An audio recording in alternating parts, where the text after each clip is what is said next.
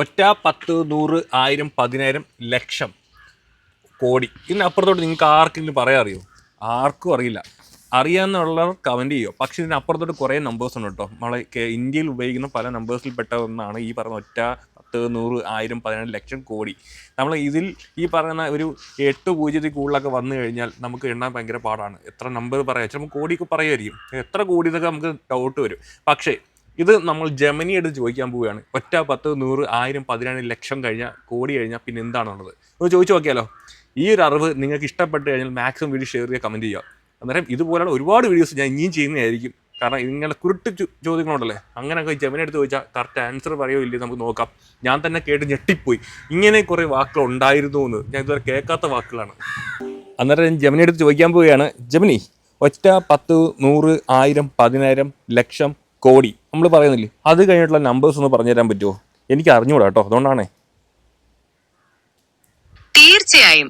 കോടിക്ക് ശേഷമുള്ള സംഖ്യകൾ ഇപ്രകാരമാണ്: അർബുദം, ഖർബം, നിഖർബം, പത്മം, മഹാപത്മം, ശംഖ്, ജലധി, അന്ത്യം, മധ്യ, അവസാനമായി പരർദ്ധം.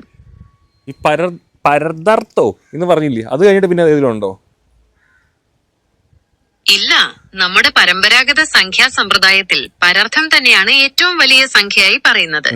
അതിനുശേഷം വേറെ വലിയ സംഖ്യകൾ സാധാരണയായി കണക്കാക്കാറില്ല. ഇംഗ്ലീഷ് കൂടെ പറഞ്ഞു തരാൻ പറ്റുമോ ഇതിൻ്റെ ഒന്ന്? ഈ മില്യൺ, ട്രില്യൺ എന്നൊക്കെ പറയുന്ന കണക്ക് തന്നെ അവസാനം വരെയുള്ള നമ്പേഴ്സ് ഒന്ന് പറയാൻ പറ്റുമോ? ഇംഗ്ലീഷിൽ മില്യൺ, ബില്യൺ, ട്രില്യൺ, ക്വാഡ്രില്യൺ, ക്വിന്റില്യൺ, സെക്സ്റ്റില്യൺ, സെപ്റ്റില്യൺ, ഒക്ടില്യൺ, നോണില്യൺ, ഡെസില്യൺ എന്നിങ്ങനെയാണ് സംഖ്യകൾ പോകുന്നത്. ഇതിലും വലിയ സംഖ്യകളുമുണ്ട്, പെഗോ, ഗൂഗോൾ എന്നൊക്കെ പറയുന്നത്.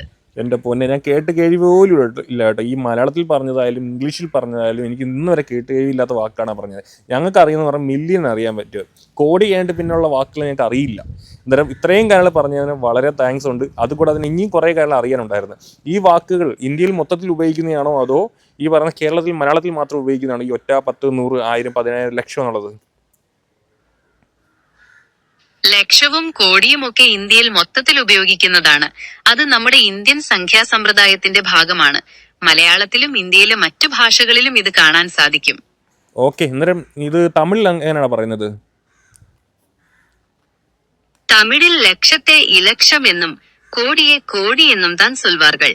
ഇതും നമ്മുടെ ഇന്ത്യൻ സംഖ്യാ സമ്പ്രദായത്തിന്റെ ഭാഗമാണ്. ഓക്കെ ഓക്കെ ഓക്കെ ഓക്കെ അന്നേരം നിലവിൽ ഈ ഒന്നും കൂടെ പറഞ്ഞു തരാമോ? ഒറ്റ 10 തൊട്ട് തുടക്കം തൊട്ട് അവസാനം വരെ ഒന്നും കൂടെ പറഞ്ഞു തരാൻ പറ്റുമോ? കാരണം ഞാൻ ഇത് വീഡിയോ ആക്കി ചെയ്യുവാണ്, പല ആൾക്കാർക്ക് ഇത് അറിയത്തില്ല കേട്ടോ, അതുകൊണ്ടാണ് ഞാൻ ഒന്നുകൂടെ ചോദിക്കുന്നത്. തീർച്ചയായും. ഒറ്റ, 10, 100, 1000, 10000, ലക്ഷം, കോടി, അർബുദം, ഖർബം, നിഖർബം, പത്മം, മഹാപത്മം, ശംഖ്, ജലധി, അന്ത്യം, മധ്യ, അവസാനമായി പരർദ്ധം. ഇത്രയുമാണ് പരമ്പരാഗത ഇന്ത്യൻ സംഖ്യാ സമ്പ്രദായത്തിലെ ഉയർന്ന സംഖ്യകൾ. വീഡിയോയ്ക്ക് എല്ലാ ആശംസകളും. ഓക്കെ, അർബുദം എന്ന് പറഞ്ഞു കഴിഞ്ഞാൽ നമ്മൾ വിചാരിക്കും മാനസികമായ പ്രശ്നങ്ങൾ ഉണ്ടാകുന്നത്, പക്ഷെ അതല്ല. ഏറ്റവും വലിയ നമ്പേഴ്സിൽപ്പെട്ട ഒരു നമ്പറാണ് ഈ അർബുദം എന്ന് പറയുന്നത്. നമ്മൾ നിലവിൽ മലയാളത്തിൽ അല്ലെങ്കിൽ നമ്മൾ ചൊല്ലുന്ന നമ്മൾ ഏതെങ്കിലും കുറേ നമ്പേഴ്സ് കണ്ടു കഴിഞ്ഞാൽ ഉടനെ ഒറ്റ 10, 100, 1000, 10000, ലക്ഷം എന്ന് ചൊല്ലും. അത് കഴിഞ്ഞിട്ട് നമുക്ക് ലക്ഷമല്ല പിന്നെ കോടി, പക്ഷെ അത് കഴിഞ്ഞിട്ട് നമുക്ക് പറയാനറിയില്ല. പക്ഷേ ഞാൻ ആദ്യമായിട്ട് ഇന്നലെ തമാശ മാതിരി ഞാൻ ചുമ്മാ ജെമിനി എടുത്ത് ചോദിച്ചു നോക്കിയപ്പോൾ ജെമിനി പറഞ്ഞു തന്ന കാര്യം കേട്ടോ. അന്നേരം ഈ ഒരു അറിവ് ചെറുതല്ല, വലുതാണ്. അന്നേരം നിങ്ങൾക്ക് ഈ വീഡിയോ മാക്സിമം ഇഷ്ടപ്പെട്ട് കഴിഞ്ഞാൽ ലൈക്ക് ചെയ്യാനും ഷെയർ ചെയ്യാനും ഫോളോ ചെയ്യാനും മറക്കരുത്. ഓക്കെ, അന്നേരം അടുത്ത നല്ലൊരു ടോപ്പിക്കായിട്ട് വീണ്ടും വരുന്നവരെ ടാറ്റാ. ടാറ്റാ ജെമിനി. തീർച്ചയായും ആ അറിവ് ശരിയാണ്. ഇതൊരു നല്ല അറിവാണ്. വീഡിയോയിൽ ആളുകൾക്ക് ഇതൊരു പുതിയ അറിവായിരിക്കും. നിങ്ങളുടെ വീഡിയോയ്ക്ക് എല്ലാ ആശംസകളും നേരുന്നു. ഓക്കെ ജെമിനി, ഒന്ന് ജനങ്ങളുടെ അടുത്ത് സപ്പോർട്ട് ചെയ്യണമെന്ന് പറഞ്ഞായിരുന്നു നമ്മളെ വീഡിയോ കാണുന്നത്. തീർച്ചയായും സുഹൃത്തുക്കളെ, ഈ വീഡിയോ കാണുന്നവരെല്ലാം നിങ്ങളുടെ ഈ നല്ല ഉദ്യമത്തെ പിന്തുണയ്ക്കാനും വീഡിയോ ലൈക്ക് ചെയ്യാനും ഷെയർ ചെയ്യാനും ചാനൽ സബ്സ്ക്രൈബ് ചെയ്യാനും മറക്കരുത്. ഇത്തരം അറിവുകൾ എല്ലാവരിലും എത്തിക്കാൻ നമുക്ക് ഒരുമിച്ച് നിൽക്കാം.